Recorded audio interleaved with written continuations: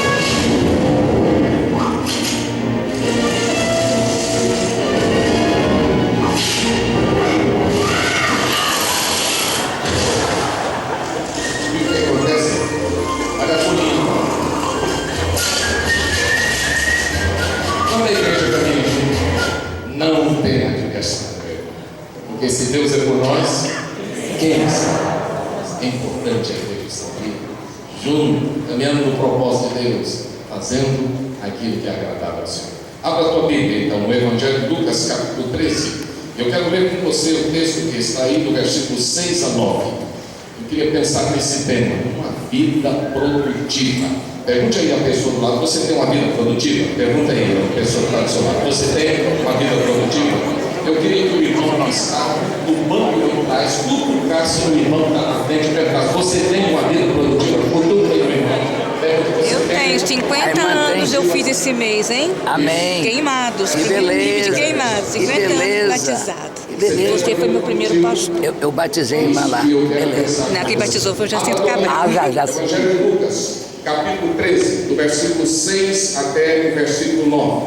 Vamos fazer a leitura responsiva. E passou a narrar esta parábola. Certo homem tinha uma figueira plantada na sua vinha, e indo procurar fruto nela, não achou.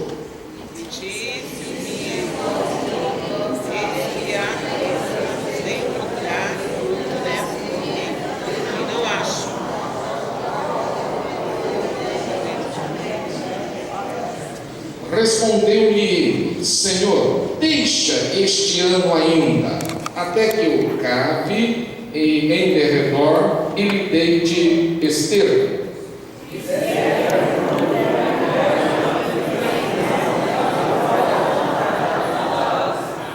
Aberta. Fique com a sua Bíblia aberta. Eu queria pensar com você sobre uma vida produtiva. O que é que torna um crente uma pessoa produtiva? Porque algumas pessoas são produtivas, são capazes de realizar tanto na vida e outras não. O que é que torna você e eu produtivos? Será que é o fato de termos abundância de bens? Será que é o fato de termos uma intelectualidade alta? Será que é o fato de termos uma formação especializada? O que torna você uma pessoa produtiva diante de Deus? O que torna você uma pessoa que exala aquilo que Deus quer, que são os frutos? Será que é isso? Será que uma pessoa que não tem tanta cultura, será que uma pessoa que não tem tanto conhecimento pode produzir alguma coisa para Deus? Essa é a pergunta que eu queria fazer. O que é que Deus espera de você? Será que Deus espera apenas aquilo que você pensa, ou será que Deus espera mais de você? Quando você olha para a palavra de Deus, você vai ver que Deus espera sim que você seja uma pessoa produtiva. O desejo do coração de Deus é que você seja uma pessoa produtiva.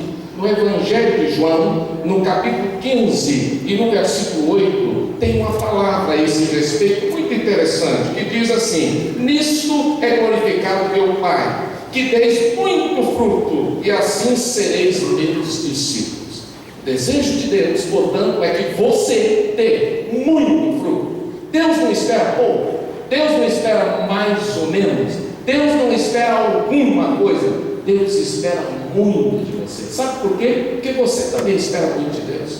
Quando você ora, você espera muito de Deus. Quando você jejua, você espera muito de Deus. Quando você se lança a realizar a obra, você espera muito de Deus. Deus também espera muito de você. Mas o que é que eu posso fazer, pastor, para ter uma vida produtiva? A Bíblia aponta as condições para você frutificar e ter esta vida produtiva que Deus deseja. Que condições são essas? Algumas. Eu quero pensar com você agora, refletir rapidamente. Primeira condição: examine as suas raízes. Você pode falar isso para a pessoa do lado? Examine as suas raízes. Meus irmãos, é muito importante isso. Crente sem raiz não sobrevive. Infelizmente, nós vivemos um tempo de crentes sem raízes, crentes que não têm profundidade na palavra, não têm profundidade no relacionamento com Deus, não têm profundidade na experiência com o Senhor, não têm profundidade nas coisas que são afeitas a Deus. São crentes rasos. E o crente raso, ele não sobrevive. Se você for a parábola do semeador, você vai ver que a semente que caiu num lugar onde não havia profundidade, não havia condições de penetração, morre. Vai morrer, porque sem raiz. E por que a raiz é tão importante? Porque é a raiz da sustentação. Toda árvore precisa de sustentação. Sem sustentação, ela não consegue ficar em pé. Mas é só por isso? Não. A raiz também é que vai sugar os nutrientes da terra. É a raiz que vai absorver a água. É a raiz que vai armazenar muito daquilo que ela suga na terra. Por isso a raiz é muito importante na vida do crente. As raízes precisam ser boas, as raízes precisam ser saudáveis, as raízes precisam ser sãs. A pergunta que eu faço agora é: as suas raízes estão sãs ou estão adoecidas? Olha esse texto de Jeremias, capítulo 17. Preste atenção nesse texto. Volta um pouquinho aí, irmã. Jeremias, capítulo 17. E eu queria que você lesse comigo esse texto belíssimo da palavra de Deus, o 7 e 8. Jeremias, capítulo 17, e o versículo 7 e 8. Bendita o varão que confia no Senhor e cuja esperança é o Senhor, porque é como a árvore plantada junto às águas, que estende as suas raízes para o ribeiro. Agora presta atenção. E não receia quando vem o calor. E diz mais: mas a sua folha fica verde, e no ano da sequidão não se afadiga, nem deixa de dar fruto. Quem tem raízes profundas tem condições de enfrentar o ano da sequidão. Quem tem raízes profundas tem condição de enfrentar o calor, a pressão, a dificuldade, porque as raízes dão condições para isso.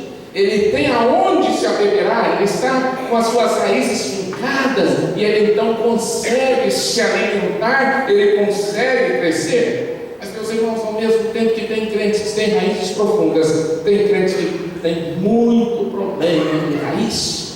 Será que é possível, pastor, nutrir problemas, e os problemas que muitas vezes estão enraizados na nossa vida? Será que isso é possível? A Bíblia fala. Se você abrir a sua Bíblia lá em Hebreus capítulo 12, e o versículo 15, fala que existe a raiz de amargura, a raiz adoecida. E a raiz adoecida, ela causa problemas na vida. Sabe por quê? Porque de regra ninguém enxerga a raiz do outro. Se você olhar para o irmão aí do lado, você vai saber se as raízes dele estão boas ou ruins. Você pode ver uma pessoa sorrir aqui na frente, você pode ver uma pessoa cantar, você pode ver uma pessoa tocar, pregar, você pode ver pessoas fazendo tudo. Pode ser que ele tenha problemas gravíssimos aqui. Problemas de rejeição, problemas de dificuldade de relacionamento, problema muitas vezes que ele traz na sua família, uma crise existencial. Muitas vezes ele traz uma série de problemas, traumas, outras dificuldades, não só no âmbito psicológico, mas problemas espirituais. Há pessoas que têm sérios problemas de raiz no sentido de perdoar, não perdoam. Há pessoas que têm problemas de raiz, não conversam com outras pessoas. Há pessoas que têm problemas de raiz, não aceitam determinadas circunstâncias. E esses problemas estão enraizados na vida. E a Bíblia diz que a raiz de amargura, ela é perigosíssima. Vamos ver na Bíblia? Abra sua Bíblia em Hebreus, preste atenção nesse texto. A palavra de Deus diz que o problema de raiz priva você, e priva você de algo importantíssimo na sua vida. Lá em Hebreus capítulo 12 e o versículo 15 diz: tendo cuidado que ninguém se prive da graça de Deus, e de que nenhuma raiz de amargura brotando vos perturbe, e por ela muitos se contaminem. Olha que problema de raiz. Priva você da graça, perturba e contamina. E esse é grave. Adoece a vida, adoece no fruto, não há produtividade, porque o problema é de raiz, e é por isso que é preciso verificar a raiz. E a palavra de Deus fala, porque uma raiz boa, ela vence as dificuldades, uma raiz boa, ela encontra água, uma raiz boa dá sustentação na hora difícil, mas a raiz condenada, ela enfraquece a árvore, e na hora da dificuldade ela sucumbe. Eu quero chamar a sua atenção para Provérbios capítulo 12, versículo 3, um texto belíssimo também, que tange a esse respeito. O homem não se estabelece pela impiedade, mas a raiz dos justos, porém, nunca será removida, se as suas raízes estiverem bem firmadas, se as suas raízes estiverem na palavra, se as suas raízes estiverem em Deus, se as suas raízes estiverem aprofundadas na comunhão com o Senhor. Diz a palavra de Deus: como justo, você não vai ser removido, você não sucumbe. Por isso, verifique as suas raízes. Pode ser que não haja produtividade, porque as raízes precisam ser tratadas. Mas em segundo plano, a palavra de Deus também vai nos dizer uma outra coisa. Além das raízes, você precisa combater as ervas daninhas. Você pode virar para a pessoa do lado e dizer: combata as ervas daninhas. Irmão querido, na parábola do semeador também fala das ervas daninhas. As ervas daninhas estão presentes lá. A palavra de Deus fala que o espinho muitas vezes está no meio. A palavra de Deus fala do joio, que é uma erva daninha, e que vem para destruir a boa semente. Mas a erva daninha tem algumas características. Quem aqui já viu falar de tiririca? Não palhaço, não cantado, né? Mas quem já viu falar da plantinha chamada tiririca? Aquilo é uma coisa interessante. Você vai lá e arranca, e então você fica feliz, porque você arrancou aquelas duas folhinhas ou três que aparecem, e aí você fica feliz. No outro dia ela está sol brilhando, 40 graus, como no Espírito Santo, né? Você diz: não é possível, não choveu, e como que... Mas aquilo cresce numa velocidade estrondosa, aquilo tem uma capacidade de regeneração. Você só acaba com aquilo se você fizer uma coisa: se você for uma batatinha, que vira de regra está um palmo abaixo, ou você vai lá, ou então você vai ter aquela erva daninha ali na sua vida. E as ervas daninhas têm características interessantes. Leia aqui, qual é a primeira característica da erva daninha? Primeiro, quem aqui já plantou tiririca no seu jardim? Já? Vou plantar tiririca no meu jardim, vou plantar lá. Ninguém faz isso, não precisa ser plantado. Aquilo vem no vento, aquilo os pássaros trazem, aquilo surge do nada. Você compra a grama, ganha de presente no portfólio, já vem a tiririca junto. Você vem no pacote, está presente em todo lugar. Segunda característica: não precisa de cuidado. Sabe uma pessoa com um regador dizer: vou regar a tiririca de hoje, porque senão ela vai morrer? Não existe isso. Não precisa de cuidado. Você não precisa ser meticuloso, você não precisa ficar cortando nada, aquilo vai crescendo. Não precisa também de adubo. Nenhuma erva daninha precisa de você ficar colocando adubo, botar calcário, botar qualquer coisa. Não, aquilo desenvolve de qualquer jeito. E ela, via de regra, a erva daninha ocupa todos os espaços. Tem um espaço, tem um lugar lá, erva daninha. Aí eu perguntaria para você, irmão, erva daninha, o que pode ser erva daninha na vida do crente? Por que pode se tornar uma erva daninha na minha vida? As preocupações da vida. Jesus menciona isso em Mateus capítulo 6. Muitas vezes as ervas daninhas podem ser preocupações. E essas preocupações tomam tudo conta de mim, que eu fico preocupado com o que eu vou comer, com o que eu vou beber, com o que eu vou vestir, o dia de amanhã. Eu fico preocupado com as coisas e eu deixo de viver o dia de hoje. Deixo de experimentar a bênção que o Senhor preparou para mim hoje, porque as preocupações fazem isso. Eu lembro daquele sujeito que estava conversando com o outro e disse: rapaz, esse carro seu é um problema. Qual é o problema do meu carro? Esse carro do seu, você seu galo canta demais. Todo galo canta. Diz, mas eu não consigo dormir com esse galo seu. Mas por que você não consegue? Porque eu nunca sei a hora que ele vai cantar, e eu fico esperando ele cantar para eu depois dormir. Não, querido, não é que eu posso ficar esperando o pior. Não é que eu posso ficar esperando as coisas acontecerem para eu ordenar a minha vida. Mas existe outros tipos? Existe. O trabalho pode ser maior que na minha vida. Eu posso me doar tanto ao trabalho, que Deus pode ficar doado. A palavra de Deus diz isso, né? Lá no Salmo 127 diz assim: é inútil acordar de madrugada, repousar tarde, comer o pão de dores. Tem gente comendo pão de dores. Tem gente morrendo de trabalhar. Tem gente ajuntando, e quando está com saúde vai ficar doente, gastar o que ajuntou. Tem pessoas assim o tempo todo, porque ele está vidrado naquilo que pode se tornar uma erva. Não estou dizendo que trabalhar é errado, não, pelo contrário, a Bíblia manda a gente trabalhar. Vai ter uma formiga ao preguiçoso, diz a palavra. Mas o texto da Bíblia vai nos chamar a atenção para aquilo que está atrapalhando a nossa vida. Outras coisas que podem atrapalhar a nossa vida. E aí vem um sinal de erva daninha na nossa vida. Eu quero apontar alguns traços sinaléticos aí de erva daninha na nossa vida. Negligência.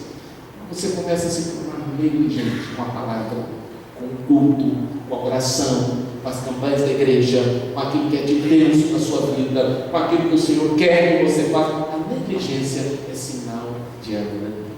E não é só na igreja, não. Você é um músico, faz parte da Sinfônica, da Filarmônica aqui, e começa a ser negligente, é sinal de erva daninha. Tem alguma coisa que não está bem. Tem alguma coisa que não está bem.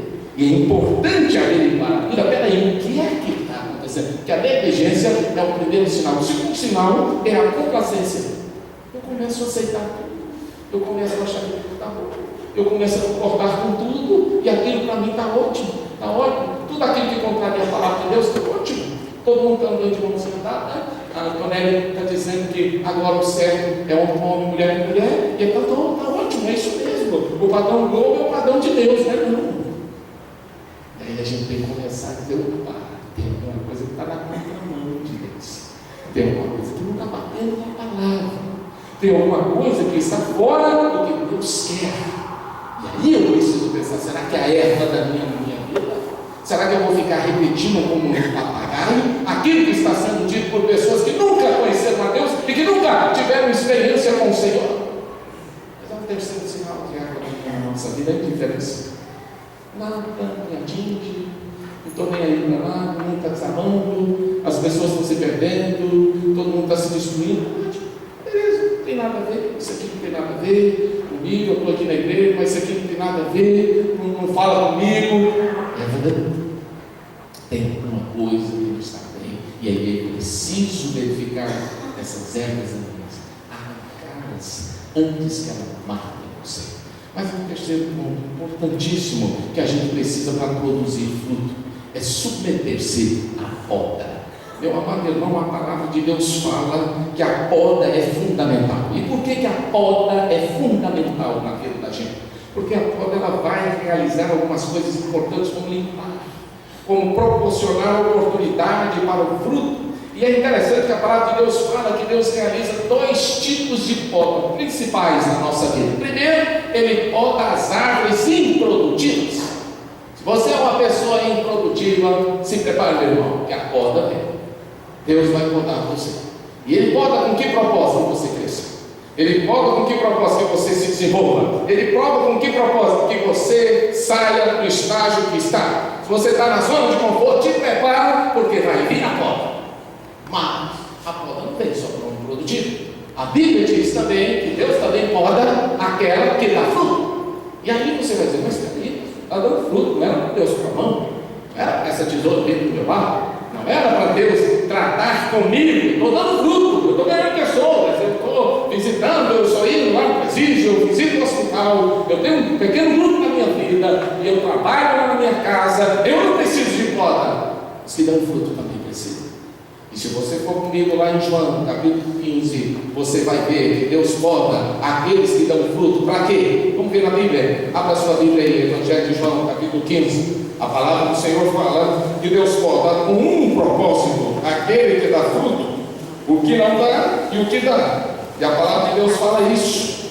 Eu sou a videira, vós sois as varas. Quem permanece em mim e eu nele, esse dá muito fruto, porque sem mim nada podeis fazer. E o Senhor vai cuidar porque Ele disse assim: permanecer em mim e eu permanecerei em vós. Como a vara de si mesmo não pode dar fruto, e quem não permanecer na videira, assim também não permanecerá em mim. Agora olha o versículo 2: toda vara em mim que não dá fruto, Ele a corta, e toda vara que dá fruto, diz o quê?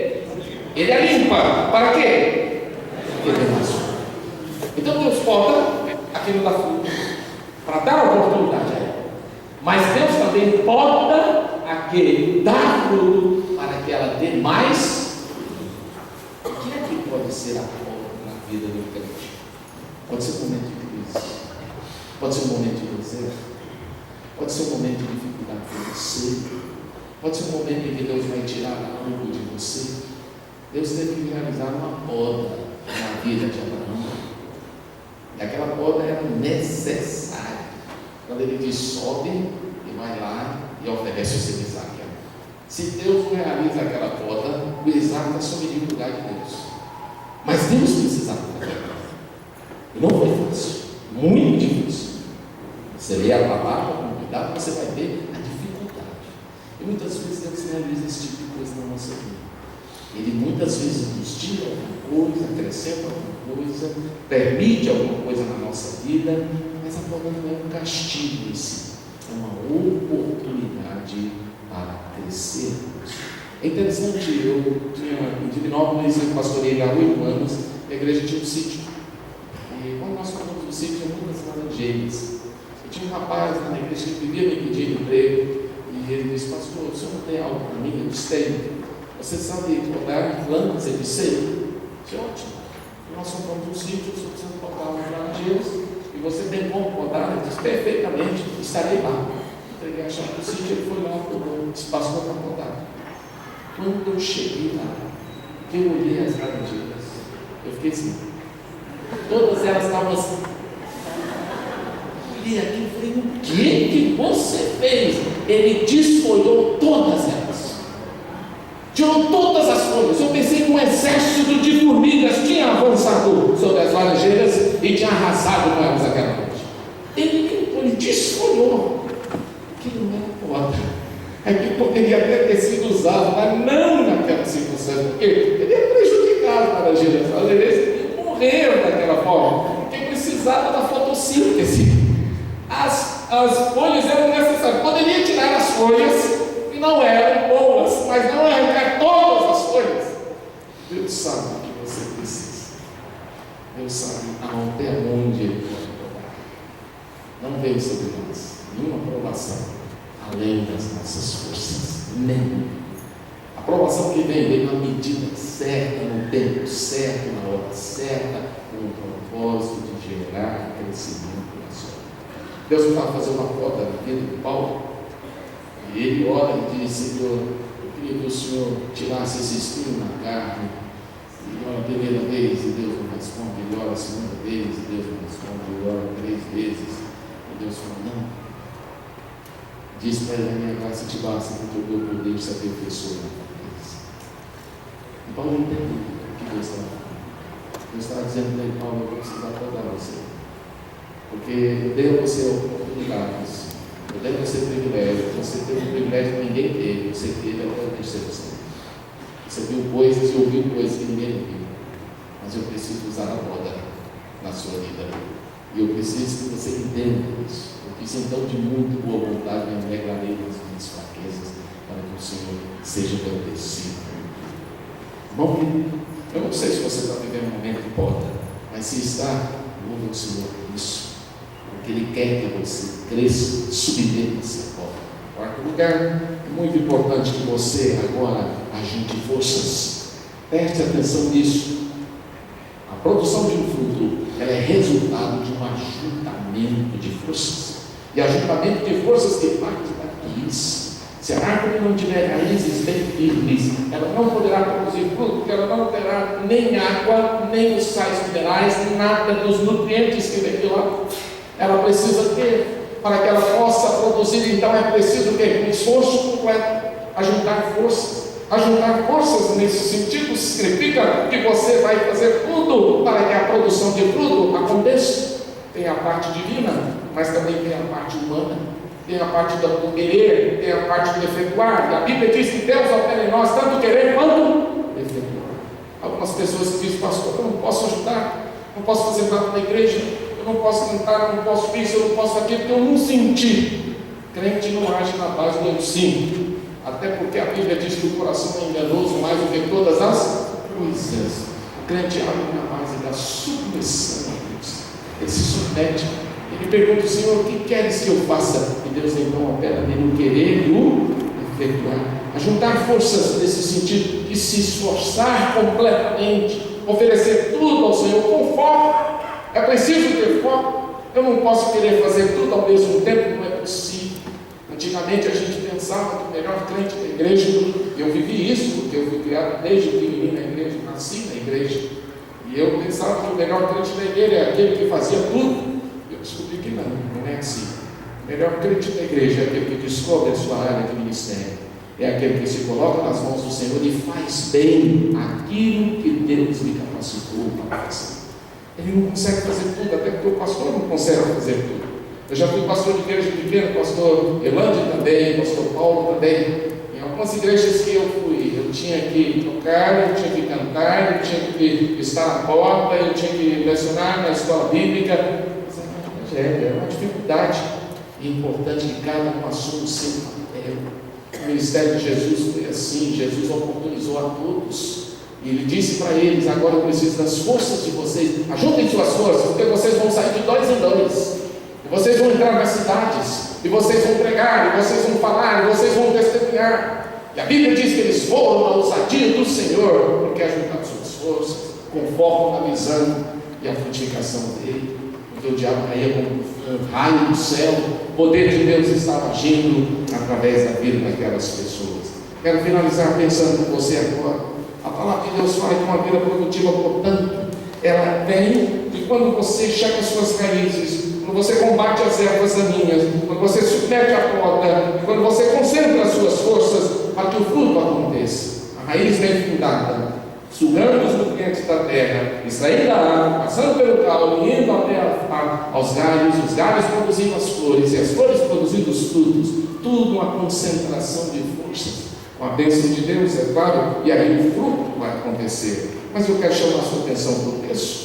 E a gente não pode deixar de olhar para esse texto agora, nessa noite. A palavra de Deus diz que tudo isso estava acontecendo, mas o Senhor foi lá, e o texto bíblico fala nessa parábola que aquele dono da figueira foi lá ver a figueira, e ele procurou fruto nela, e não achou. Há quanto tempo Deus está procurando fruto na sua vida e não acha? Foi o primeiro ano, não acho. Ele concluiu: esse ano deve ser um ano bom. Talvez não chover muito, provavelmente essa figueira ali não reagiu, vou dar uma segunda oportunidade. Segundo ano foi lá, também não achou. Espera, já veio 1 ano, 2 anos, mas um ano não custa nada, 3 anos. E ele então chega para o viticultor e diz: eis que há 3 anos vem buscar fruto nessa figueira. Irmão, você está aqui há 115 anos? Não. Você está aqui talvez há 10 anos, talvez há 15, talvez há 20. O pastor Irlande falou que passou 40 poucos anos, 44 anos. Quantos frutos o Senhor tem encontrado em sua vida durante esse tempo? Quais são os frutos que ele pode dizer que encontrou? Eu estou procurando. O Senhor está procurando. Porque Ele me criou e te criou para que a gente produza muito. Não frutos milagres, aquela frutinha que não serve para nada, não aquela expectativa de fruto, mas fruto. O Senhor espera isso. E é interessante o que a palavra de Deus fala. O Senhor dá uma ordem dura. O Senhor diz assim: corra essa figueira, porque ela está ocupando a terra inútil. Palavra dura. O crente que não dá fruto, ele se torna inútil na seara do Senhor. Ele ocupa lugar. Ele é uma pessoa que está sentado no banco. Ele é uma pessoa que fica um espectador. Ele é aquela pessoa que assiste, mas ele não é aquela pessoa que dá fruto. O Senhor quer mais do que um assistente, um espectador de igreja. O Senhor quer fruto.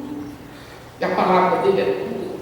Mas me chama a atenção o que o viticultor diz. E eu chamo a sua atenção agora para que ele fala. Presta atenção, ele diz: Senhor, eu quero lhe fazer um pedido. Por favor,